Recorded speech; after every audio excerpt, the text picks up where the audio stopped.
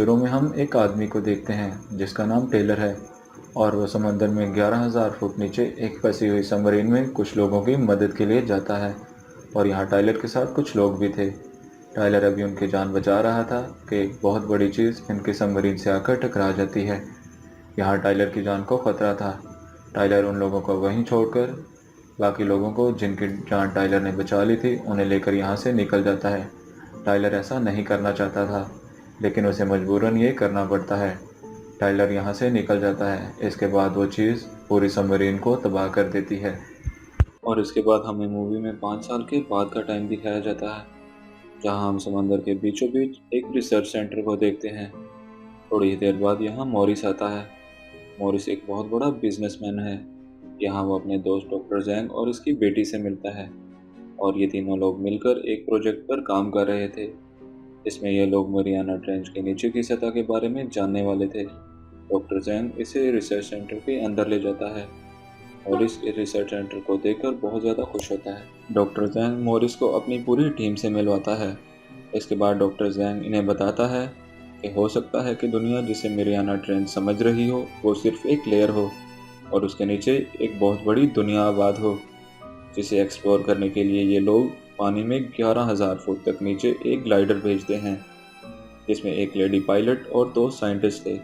और फाइनली ये लोग मरियाना ट्रेंच तक पहुंच जाते हैं। इसके बाद ये लेडी पायलट अपने ग्लाइडर को मरियाना ट्रेंच की इस लेयर से नीचे ले जाती है।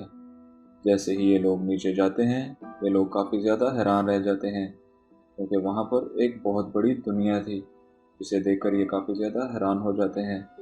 और इन्हें यहाँ पर बहुत ज़्यादा अजीबोगरीब क्रिएचर्स और बहुत सारी नई चीज़ें देखने को मिलती हैं। डॉक्टर जैंग और मॉरिस भी सैटेलाइट के ज़रिए ये सब कुछ देख रहे थे। वो ये देखकर काफ़ी ज़्यादा खुश हो जाते हैं। मॉरिस सोचता है कि अब वो काफ़ी ज़्यादा अमीर होने वाला है।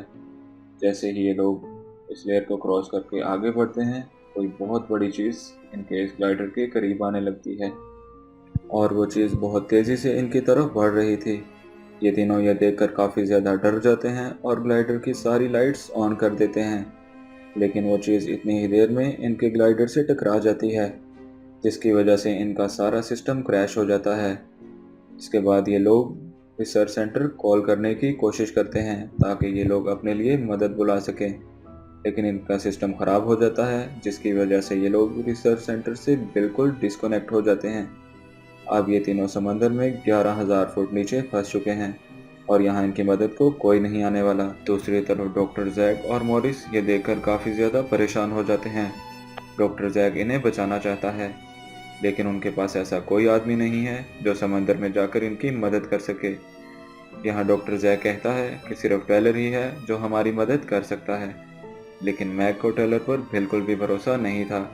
मैक इन्हें बताता है कि 5 साल पहले टेलर कुछ लोगों को समंदर में मरने के लिए छोड़ आया था, लेकिन यहाँ डॉक्टर जैक को उन तीनों की काफ़ी ज़्यादा फिक्र हो रही थी और वो इन्हें बचाना चाहते थे। और वो इन सबसे कहते हैं कि इस वक्त टेलर के सिवा हमारी कोई मदद नहीं कर सकता। दूसरी तरफ हम टेलर को देखते हैं, जिसे जॉब से निकाल दिया गया था, और वो इस वक्त थाईलैंड में था। डॉक्टर जैक और मॉरिसन टेलर को लेने के लिए थाईलैंड चले जाते हैं। यहाँ आकर वो टेलर से कहते हैं कि हमें रिसर्च सेंटर में तुम्हारी ज़रूरत है, लेकिन टेलर इन्हें वहाँ जाने से मना कर देता है। लेकिन ये लोग इसी तरह से टाइलर को मना लेते हैं। दूसरी तरफ हम डॉक्टर जैक की बेटी स्वेन को देखते हैं। उसे भी टेलर पर बिल्कुल भी भरोसा नहीं था, इसीलिए वो अपना एक और ग्लाइडर लेकर उन तीनों की मदद के लिए चली जाती है। दूसरी तरफ डॉक्टर जैक और मॉरिस टेलर को लेकर यहाँ पर पहुँच जाते हैं, लेकिन यहाँ डॉक्टर जैक को पता चलता है कि उसकी बेटी एक अलग से सबमरीन लेकर उन तीनों की मदद के लिए चली गई है, जिस पर डॉक्टर जैक काफ़ी ज़्यादा परेशान हो जाता है। अब ये लोग टेलर को रेस्क्यू के लिए एक सबमरीन दे देते हैं, और उसे वहाँ मिलती है स्वेन की बेटी, और वो टाइलर को अपनी मदर को बचाने के लिए कहती है। इसके बाद टाइलर अपनी सबमरीन को लेकर बहुत तेज़ी से समंदर के नीचे चला जाता है। देखते हैं कि स्वेन उन तीनों के ग्लाइडर के करीब पहुंच गई है और अपनी सबमरीन को उनके ग्लाइडर के साथ अटैच करने लगती है। लेकिन इसी दौरान एक बहुत बड़ी चीज़ इसकी सबमरीन से आकर टकरा जाती है, जिसकी वजह से स्वेन की सबमरीन का सिस्टम भी डैमेज हो जाता है। यहाँ स्वेन को कुछ भी दिखाई नहीं दे रहा था। यहाँ हम देखते हैं कि एक बहुत बड़ा ऑक्टोपस इसकी सबमरीन को पूरी तरह से जकड़ लेता है और इसे तोड़ने की कोशिश करता है।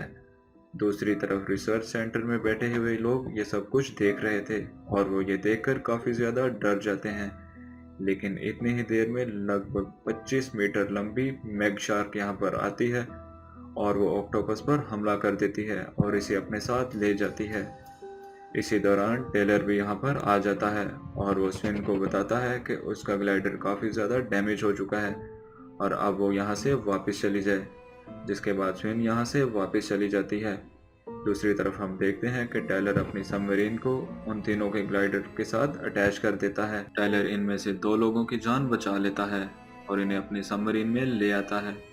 लेकिन जैसे ही वो इनके तीसरे दोस्त को बचाने लगता है, वो मैग शार्क भी यहाँ पर आ जाती है। इनका ये दोस्त समझ जाता है कि उसकी जान नहीं बच सकती, इसीलिए वो खुद को उस ग्लाइडर में बंद कर लेता है और ग्लाइडर की सारी लाइट्स ऑन कर लेता है, जिसकी वजह से वो मैग शार्क इन लाइट्स की तरफ अट्रैक्ट होती है और इनके इस दोस्त पर हमला कर देती है। यहाँ हम देखते हैं कि इनका ये दोस्त नहीं बच पाता। मैग शार्क इसे बहुत बुरी तरह से मार देती है। टेलर अपनी सबमरीन लेकर यहाँ से निकल जाता है। अब ये लोग यहाँ पर काफ़ी अपसेट थे क्योंकि इनका एक दोस्त मारा जा चुका था। टेलर इन दोनों को लेकर सेफली स्टेशन तक पहुँच जाता है। अब ये लोग मेगालिडन पर रिसर्च करते हैं, जिससे इन्हें पता चलता है कि ये शार्क कई साल पहले ख़त्म हो चुकी हैं, लेकिन इनमें से कुछ मलियाना ट्रेंच के नीचे जा चुकी थी और इन्हीं की वजह से वो शार्क अब बाहर आ गई हैं।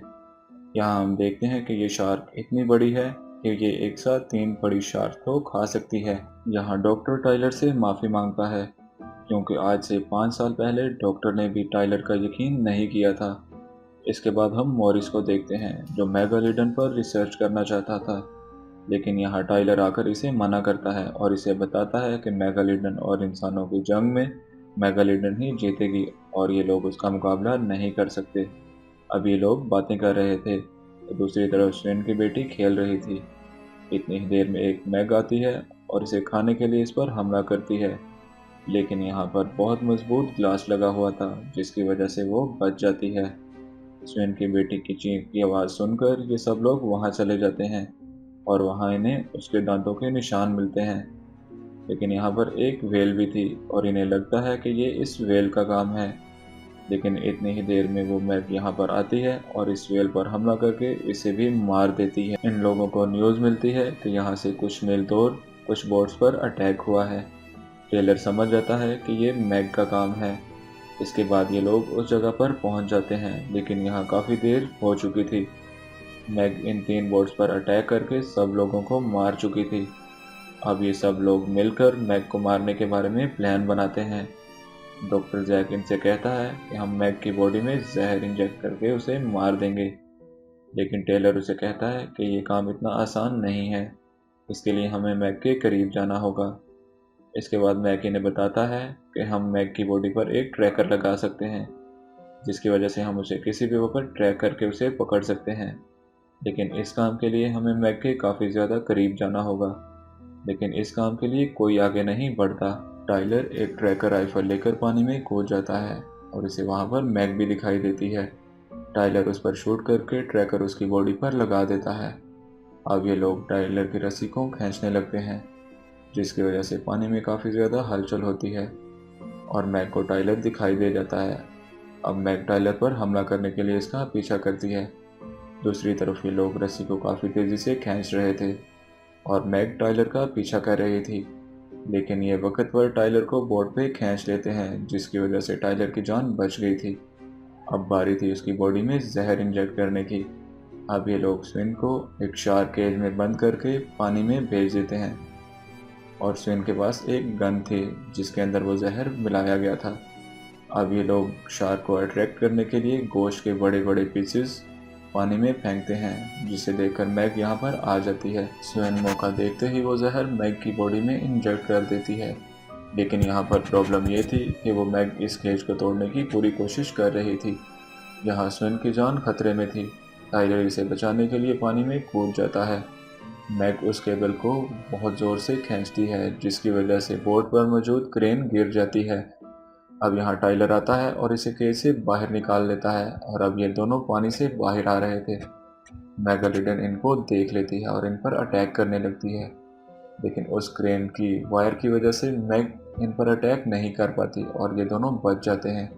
और यहाँ पर जहर अपना असर दिखाता है, जिसकी वजह से मेगालिडन यहाँ पर मारी जाती है। अब ये लोग स्वेन और टेलर को भी पानी से बाहर ले आते हैं। ये लोग मैग की बॉडी को अपनी बोट पर ले आए थे।